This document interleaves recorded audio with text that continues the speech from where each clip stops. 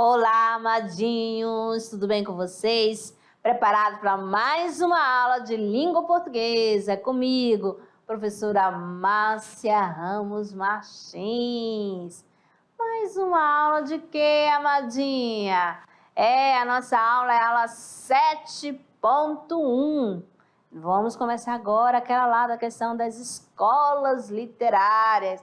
Começando, trovadorismo. Vamos ter aqui o conceito, as cantigas trovadorescas, autores e obras.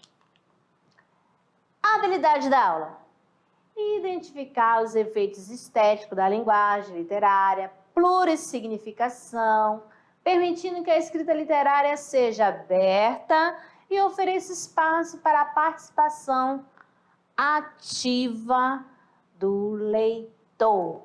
Então, você sabe que a questão da linguagem literária, essa plurissignificação, que tem vários significados, vai depender de cada pessoa para interpretá-la, não é mesmo? É lá na linguagem literária, que vai fazer o uso dos recursos linguísticos. Que recursos são esses? São o uso lá das figuras de linguagem, não é mesmo? A metáfora, a hipérbole, a comparação, a sinestesia, tudo isso faz uso da questão das figuras de linguagem e são os recursos linguísticos usados na poesia, na música, no romance também, não é mesmo? Mas, como sempre, a nossa aula começa com o texto atual, que vocês já sabem disso, né? Então, a gente vai começar mas professora, para que serve esse texto atual? Amadinho, para ampliar, para ajudar, auxiliar vocês na hora da sua produção, da sua redação. Se você, por exemplo, professor, não estou com tempo, tenho tanta coisa para eu fazer, tira um dia para ler esse texto, pode pesquisar, vai lá, professora aí, professora presencial, dá para ler novamente? Leia novamente, não tem problema, tá bom? É só para ampliar o conhecimento, ampliar o vocabulário de vocês, para auxiliar, tá bom? Isso já serve também para na hora que você for fazer a sua dissertação, tá certinho? Então vamos lá, vamos conhecer o nosso texto atual, que traz sobre bullying. 1 em cada 10 estudantes brasileiros é vítima de bullying. Anglicismo que se refere a ato de intimidação e violência física ou psicológica, geralmente em ambiente escolar. O dado foi divulgado esta semana pelo Programa Internacional de Avaliação de Estudantes PISA, PISA 2015. Especialistas, como a professora de psicologia, Xiomara Schneider, psicanalista de crianças e adolescentes, defendem que pais e escola devem estar atentos ao comportamento dos jovens e manter sempre abertos os canais de comunicação com eles.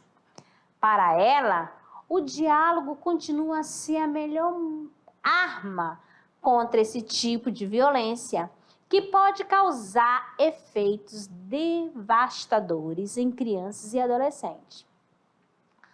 A Lei número 13.185, em vigor desde 2016, classifica o bullying como intimidação sistemática, quando há violência física ou psicológica em ato de humilhação ou discriminação. A classificação também inclui ataques físicos, insultos, ameaças, comentários e apelidos pejorativos, entre outros. O bullying se diferencia das brigas comuns, as que chegam às vias de fato ou as que ficam apenas na discussão. Isso é considerado normal pela psicóloga Xiomara e chega, segundo ela, a fazer parte do desenvolvimento. O problema, afirma, é quando se torna algo rotineiro, em que um jovem ou um grupo começa a perseguir um ou mais colegas. De acordo com Ciomara, criança que tem um perfil mais retraído costumam ser as maiores vítimas. Família e escola devem estar sempre atentos para os sinais que são apresentados pelos jovens. Os mesmos cuidados valem para situações enfrentadas fora da escola, seja no mundo virtual, cyberbullying, vizinhança. Então, amadinho aqui, para você quer fazer uma redação, quer escrever sobre algo? Pronto, já pega o tema aqui sobre o bullying, tá bom? E faça uma dissertação, né? Uma redação, belezinha? Para começar, pode ser com 15 linhas. Então, dando sequência, aqui chega essa questão aqui, a arte literária, né? Que a literatura vem, né? É originada do latim, litera, que significa letra. Literatura, a arte com as palavras. O que nós temos aqui? A arte de criar e compor texto. É a manifestação artística. Porque quando você pega um livro, pega uma caneta, pega um papel e começa a escrever, a expressar seus sentimentos através das palavras, através da escrita, você já está fazendo uma arte. Você está compondo um texto, você já vai fazer o uso das palavras. Começando, amadinho, aqui, para relembrar a produção literária luso-brasileira, aqui nós temos o quadro cronológico, né? O tempo. Sabemos que a era medieval, olha só, nós temos aqui a divisão, a era medieval, a era clássica, a era romântica moderna. Na era medieval, nós temos trovadorismo e humanismo, que é 1189 a 1418. E a era clássica, nós temos classicismo, barroco, arcadismo. Aqui no Brasil, que é o quinitismo, que não faz parte não é uma escola literária, porque é uma literatura informativa, que usava os textos, né, as crônicas, né, das pessoas, dos cronistas que vinham para cá, para o Brasil, naquele período, para fazer os seus relatórios de bordo, seu diário de bordo.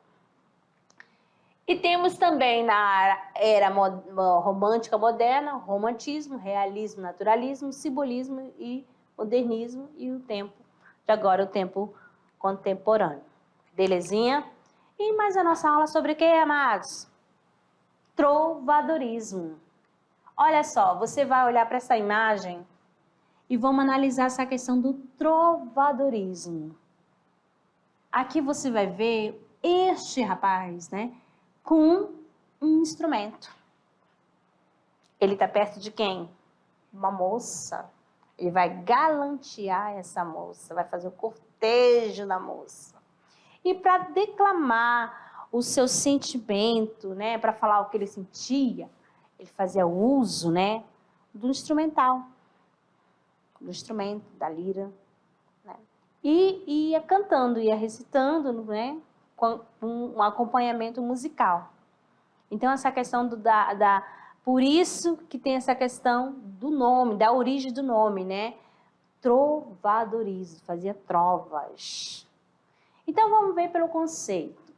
O trovadorismo foi a primeira manifestação literária da língua portuguesa. Surgiu no século XII, em plena Idade Média, período em que Portugal estava num processo de formação nacional e a literatura em galego-português. Não era esse português que a gente fala agora, não, tá bom? Estava naquela fase de transição. Então, nesse período do trovadorismo, só para você entender um pouquinho, havia bastante aquela questão das guerras, né? Dos ataques. Então, muitas pessoas deixavam suas casas e iam combater, iam à guerra, iam à batalha, e as mulheres ficavam em casa. Então, os homens,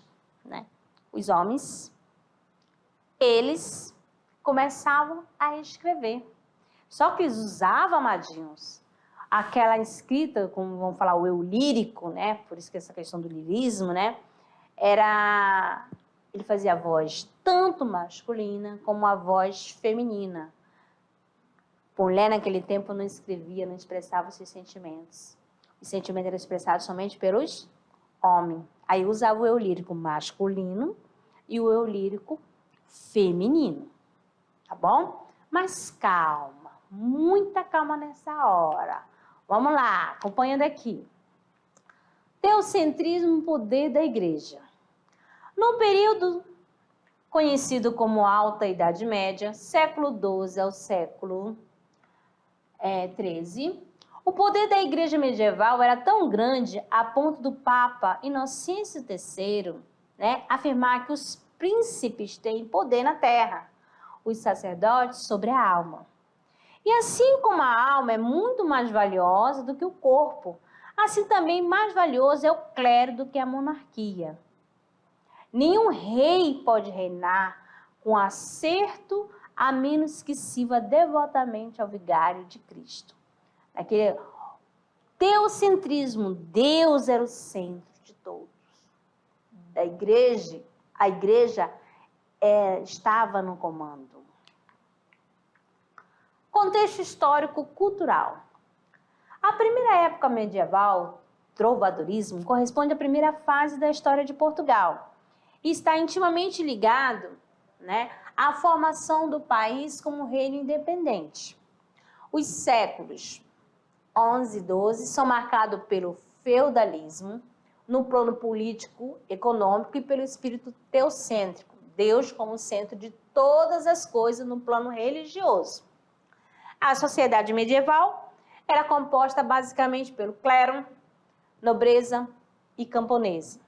Estava estruturada numa relação de suzerania e vassalagem, através da qual os vassalos, ou seja, o povo, serviam e obedeciam ao suzerano, o senhor feudal, as pessoas que tinham mais dinheiro, em troca de proteção e assistência econômica.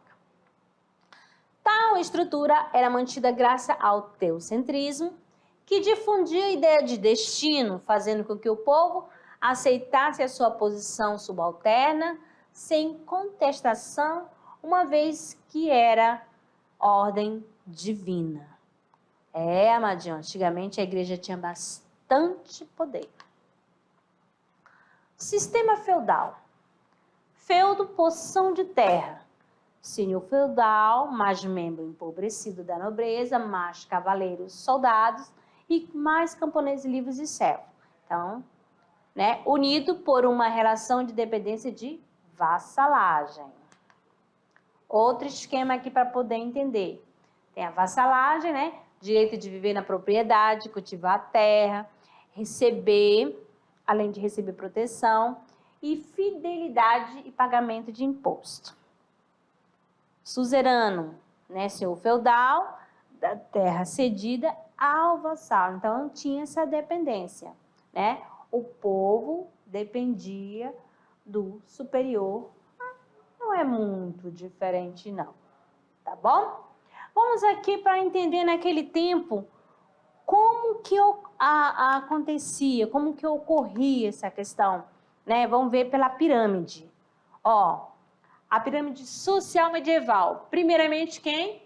O rei, os suzeranos, Aí vem a nobreza, senhores feudais, duques, o alto clero, arcebispos, cardeais, e logo em seguida os cavaleiros, bispos e monges, e, como sempre, a grande maioria, os camponeses, os servos de glebas e os soldados. Então, assim era a pirâmide social do período, da Idade Média, pirâmide social medieval. E nesse período também, O que acontecia, como a gente já começou a falar aqui? As cantigas. É uma maneira que usavam para declarar a sua paixão, né? Por alguém. Às vezes, se alguém já tinha um compromisso e não podia. Ou então tinha aquela diferença de classe social, aquela impossibilidade de amar a pessoa. Então, vamos entender um pouquinho as cantigas trovadorescas. As cantigas foram cultivadas tanto no gênero lírico como no satírico. O lírico, nós vamos ter duas divisões. A cantiga de amor e a cantiga de amigo. Essa daqui, o eu lírico, como já falei antes, né? O eu lírico, o amor é o masculino e a cantiga de amigo é o lírico feminino. Sim. E já a cantiga satírica, nós temos de escárnio e a de maldizer. São aquelas, o próprio nome já diz, aquelas que vai ironizar, aquela que vai fazer crítica, aquela que vai ficar escancarada. Tem uma que vai, somente vai dar indiretas. E a outra não quer nem saber. Ela vai dar indireta e ainda vai dizer para quem que é essa indireta. Tá certo? Então, acompanha aqui e fique ligadinho, amadinhos. Vamos lá. Trovadorismo, né? Os trovadores eram artistas de origem nobre que escreviam e cantavam as cantigas, poesias cantadas com acompanhamento de instrumentos musicais. Lembra lá da imagem, logo lá do início? Então, era uma poesia que era cantada.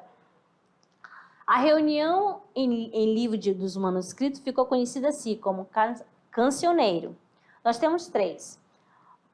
O cancioneiro da biblioteca, cancioneiro da ajuda, cancioneiro da Vaticana.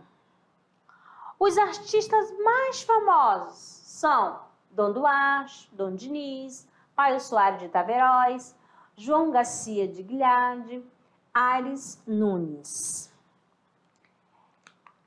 Aí os documentos, os cancioneiros, quais são, onde estão? Vamos ver aqui, são os únicos documentos que reúnem as características do trovadorismo. São as coletâneas de cantigas, com características variadas, escritas por diversos trovadores, que eles vão ser classificados assim: cantigas de amigo, cantigas de amor, cantigas de escárnio e cantigas de maldizer, tá? E como eu falei, essas duas últimas, aquela que vai fazer crítica, vai xingar, vai jogar indireta. Já a cantiga de amigo e a cantiga de amor só vai expressar os seus sentimentos, né? É uma paixão por uma pessoa, aquele amor platônico, né? Impossível de acontecer. Então, aqui nós temos aqui o trovador. Quem era o trovador? É aquela pessoa que canta e compõe e geralmente faz parte lá da nobreza, né? Possui uma cultura erudita. O jogral só canta e recebe o quê? E recebia alguns trocados pelas suas apresentações. A jograleza e a soldadeira, moça que acompanhava os artistas dançando e cantando e tocando castanhola. Então, aqui, nessa imagem, você vai ver todos esses componentes da questão do jogral, né, da jograleza, do trovador, entendeu? Todos os componentes. Temos aqui também o segrel, né, que é o fidalgo decaído, que apresentava nas cortes, em troca de dinheiro, juntamente com seu jogral.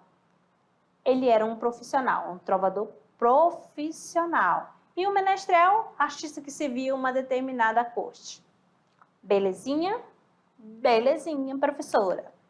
Então, vamos lá dando continuidade aqui. A produção literária do trovadorismo, marco inicial. O marco inicial do trovadorismo é a cantiga da Ribeirinha, conhecida também como Cantiga da Gavaia, escrita por Paio Soares de Taveróis, no ano de 1189. Essa fase da literatura portuguesa vai até o ano de 1418, o ano que começa lá o quinhentismo. Aqui nós temos, né, o marcado por tratos requintados da aristocracia e expressava a veneração pelas mulheres. A cantiga lírica e satírica são as primeiras manifestações poéticas em língua portuguesa impregnada de valores éticos da Idade Média. Aqui você vai perceber a divisão certinha, amadinho. Ó, fica ligado aqui da questão da classificação, que elas são classificadas em líricas e satíricas. E dentro da lírica nós temos duas. Olha, o que você precisa saber? Que na lírica nós temos a cantiga de amor. Quem? Ó, representado pelo vassalo, um homem que gosta, né, de uma mulher. O eu lírico é masculino, aquela mulher inalcançável, aquela mulher impossível, aquela mulher que já tem compromisso com alguém, ou aquela mulher que tem classe social diferente. E aí, aquela impossibilidade, né, de tê-la, de possuí-la. E na cantiga de amigo, nós temos o vassalo, né, e a senhoria, e o eu lírico é feminino. O amor é saudosista. Por que essa cantiga de amigo? Porque aqui é aqueles casos, né? Cantiga de amigo. Esse amigo não é amigo meu, não. É um amigo, é um namorado. Esse namorado, esse amante. Tá certo? O amante. Só que esse amante que fica... E depois vai embora e depois, ó, tchau. Aí fica aquele amor, aquela saudade, entendeu? E te abandona. Por isso que essa cantiga de amigo. Às vezes, muitos tem uns casos, né, que já era comprometido, mesmo assim tem um caso fora do casamento, tá? Aí o eu lírico é feminino, mas não quer dizer que é a mulher que está escrevendo, mas sim é o homem. Bom? E a satírica? Nós temos a de escárnio, aquela que tira sarro, que não cita nome, ou seja, aquela que vai jogando indiretas, direto. Aí a cantiga de maldizer, além de tirar sarro, ainda é direta, não esconde nada não, ainda diz para quem está sendo direcionado, tá bom? Então na cantiga de maldizer ela é direta e usa a palavra de baixo calão. Belezinha? Fácil, né? Vamos lá. A lírica Cantigas de Amor. Vamos lá, as cantigas de amor eram basicamente sobre cavalheiros que tentavam se dirigir à mulher amada. Figura sempre idealizada e distante. O poeta se colocava a serviço desses cavalheiros e também das damas, tornando o amor dos dois algo muito distante e impossível, mas completamente avassalador. Vamos ver aqui no exemplo, né, na cantiga aqui, ó, de amor de Bernardo de Bonaval. Oh, a dona que eu amo eu tenho por Senhor. Amostra-me, Deus, se vos em prazer for, se não dar-me a morte, a que tenha eu por lume destes olhos meus, e porque choro sempre amostra-me, Deus, se não dar-me a morte, essa que vós fizeste melhor parecer, de quantas seis a Deus fazer-me-á ver, se não dar-me a morte, a Deus que me a fizeste mais amar, mostrar-de-me-á algo possa com ela falar, se eu não dar-me a morte. Então aí você pode perceber que há uma repetição, né? Que é aquele amor que se não conseguir, ele prefere morrer e assim por diante. Vamos ver a cantiga de amigo. Qual a diferença da cantiga de amigo e da cantiga de amor? Tá? A cantiga é fácil a ser cantada. Os refrões eram repetidos com frequência para a memorização ocorresse com rapidez e ela declarava o amor entre namorados. Na cantiga, o eu lírico era as mulheres, apesar dos compositores, amadinho, serem homens, né? Elas cantam seu amor por um amigo, o que é o mesmo que namorado. As canções geralmente eram queixas, lamentos, ausência constante de seu amado, ou seja, o amadinho ia lá embora e ela ficava lá se lamentando. Às vezes, quando é saída, é porque estava participando de alguma batalha, que nesse período medieval acontecia bastante. Aí, o que nós temos? Só a expressão de sentimento feminino, a mulher só por se ver separada do amigo. Do amigo, que amigo é esse? O amante, o namorado, né? Porque sofre, porque, poxa, já aconteceu, eu já fiquei com ele. E, de repente, ele vai embora. Não é mesmo? Então, é esse sofrimento, né? Daquela perda. Ai, será que eu vou perder ele para sempre? Será que ele não vai voltar? E assim por diante. Vamos ver um exemplo aqui da cantiga de amigo de Dom Diniz. Ai, flores do verde pino, se saber de novas do meu amigo, ai, Deus, e ué? Ai, flores do verde ramo, se saber de novas do meu amado, ai, Deus, e eu é? Se saber de novas do meu amigo, aquele que mentiu do que pôs comigo, ai, Deus, e eu é? Se saber de novas do meu amado, aquele que mentiu do me ajurado, ai, Deus, e eu é? Então, aí, sempre aquele questionamento, sempre, sempre, sempre. Agora aqui para vocês, amadinho, preste atenção, a cantiga de escárnio, que faz parte lá da satírica. Nós temos aqui a cantiga de escárnio, basicamente canções para lançar indiretas às pessoas que esteja em óbvio. Vamos lá, quem de vocês aí às vezes está com uma raivinha, já não lançou indireta, fica jogando no seu story, no seu status indireta aí para alguém?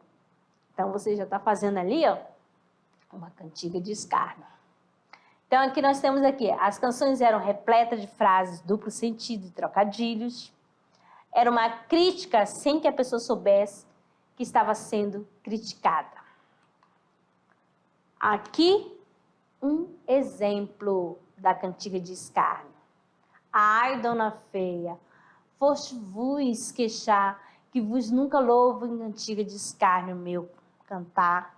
Mas ora quero fazer um cantar, em que vos loarei todavia, e veja como vos quero loar. Dona feia, velha, sandia. Então aí, amadinho, você já está vendo a canção de escárnio, né? As indiretas. E a cantiga de maldizer? O que ela traz, né? Ela vai trazer críticas, sátiras diretas, porém, não são acompanhadas de duplo sentido, não é? Não vai usar ambiguidade não, nem usar trocadilho, vai falar diretamente mesmo, tá? É normal que ocorra agressões verbais à pessoa que está sendo criticada, satirizada, geralmente usa até palavrões, né? Onde se revela ou não o nome da pessoa que está sendo agredida verbalmente. Então, aqui nós temos um exemplo, né, da cantiga de maldizer. Aqui, Roiquimundo morreu com amor, em seus cantares por Santa Maria, por Dona Gran bem queria, e por se meter por mais trovador. Porque Lila não quis ou bem fazer, fez céu em seu cantares morrer, mas ressurgiu depois ao tecer o dia. Então você percebe aqui, né, a questão da cantiga de maldizer, que falou diretamente e faz crítica e ainda mostra para quem está fazendo esta crítica. Não é mesmo? E agora, amadinho, para relaxar um pouquinho, vamos lá, fique de olho no recurso aí, uma poesia. última flor do lácio, inculta e bela, és a um tempo esplendor e sepultura, ouro nativo que na ganga impura a bruta mina entre os cascalhos vela. Amo-te assim, desconhecida e obscura, tuba de alto clangor, lira singela, que tens o tronho e o silvo da procela e o arrolo da saudade da ternura. Amo o teu viço agreste e o teu aroma de virgens selvas e de oceano largo. Amo-te, ó rude e doloroso idioma, em que da voz materna ouvi meu filho, e em que Camões chorou no exílio amargo, o gênio sem ventura e o amor sem brilho. Legal, né? Bacana, né? Então, vamos lá, gente. Vamos lá dar uma continuidade para a gente frisar nessa questão das cantigas. Para você já sabe diferenciar as cantigas líricas das satíricas. Então, na poesia trovadoresca, nós temos aqui, ó, as líricas, a de amor, a de amigo. Não esquecendo que é sempre o eu lírico, né? O eu lírico do amor é masculino, a de amigo é feminino, mas sempre representado por quem?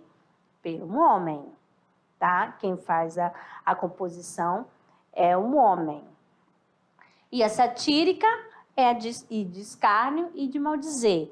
Lembrando que a de escárnio são usando trocadilhos e a de maldizer é o que a pessoa já fala diretamente, não quer nem saber se a pessoa vai gostar ou não e usa baixo calão mesmo, tá bom?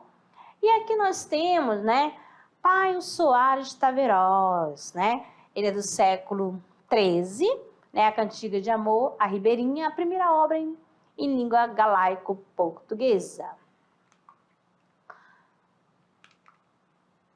Aqui, o Alto da Barca do Inferno, valores de duas épocas. Aí é escrita na passagem da Idade Média para a Idade Moderna. A obra oscila entre os seus valores morais de sua época, de duas épocas, ao mesmo tempo que há uma severa crítica à sociedade, típica da Idade Moderna. A obra também está religiosamente voltada para a figura de Deus, o que é uma característica medieval. Trouxe aqui também para vocês a questão aqui do trovadorismo e a obras cinematográficas. Aqui, ó, para você ficar sabendo, se você quer se aprofundar mais de como que era, como que eles agiam naquela época, é só assistir aqui, ó. Nós temos aqui Merlin, né, As Brumas de Avalon e Joana d'Arc, ó. Pode assistir, que representa bem esse período medieval, tá? Aqui para vocês ficarem por dentro, tá certo? Só ficar de olho, né? Joana d'Arc, Guerra dos 6 Anos, Caça das Bruxas, retrata o misticismo da Idade Média. Então, essas obras cinematográficas, todas estão relacionadas a esse período medieval. Aí você vai entender da questão das batalhas, que havia bastante guerras, e que você vai ver lá aquele período da questão lá da sociedade, que mexia muito com a questão campestre, com a agricultura, e que a igreja tinha bastante poder sobre a sociedade, que às vezes acontecia aquela questão das pessoas serem queimadas, da questão da feitiçaria, exatamente, que não podia, e que os seus maridos iam para guerras e ficavam um tempão por lá. E às vezes também vai acontecer da pessoa ser lá de uma classe social diferente e gostar da pessoa, ficar apaixonada e aquele amor não poder ser concretizado. Então, isso tudo é para você entender essa questão das cantigas, amadinhos, tá? Não esqueça, trovadorismo, vai lembrar das trovas, que eles faziam as poesias, que eles usavam os instrumentos, né? Os instrumentos para acompanhar a melodia do poema. Aí você, tô gostando de alguém, vamos lá. Aí como expressava lá seu sentimento, escrevia. Aí chama lá um outro coleguinha, vai lá, vamos lá representar. Aí você ia fazendo a serenata para a pessoa. E lá estava dizendo, oh meu Deus, será que ela vai voltar? Será que esse amor vai realmente acontecer? Gente, eu estou falando aqui estudo para ajudar, para facilitar o entendimento dessa questão do que acontecia lá naquele tempo. Porque agora, hoje em dia, quem de vocês faz um poema? Quem que escreve? O romantismo, expressar realmente o sentimento, as suas emoções. Quem? Difícil, né? A gente fica só mesmo para si. Difícil você escrever uma cartinha lá, fazer um poema em homenagem a alguém. Muito difícil, né? Imagina naquele tempo. As mulheres nem podiam expressar os seus próprios sentimentos. Nem escreviam. Não tinha esse acesso, só iam à escola, só tinha a questão, nem a questão à escola, né? Só a classe masculina, entendeu? Não tinha. Somente, então, ele fazia uso, né, do eu feminino, porque gostava de alguém que às vezes era comprometido, às vezes ele já era comprometido com alguém, ia para um outro canto e acabava gostando dessa outra pessoa, e para não ficar aquilo acumulado, e começava a se expressar através das cantigas de amigo. Tá certo? Então, amadinho, assim a gente finaliza aqui a nossa aula sobre o trovadorismo e aguardo vocês lá na nossa aula de revisão. Tá certo? Até a próxima!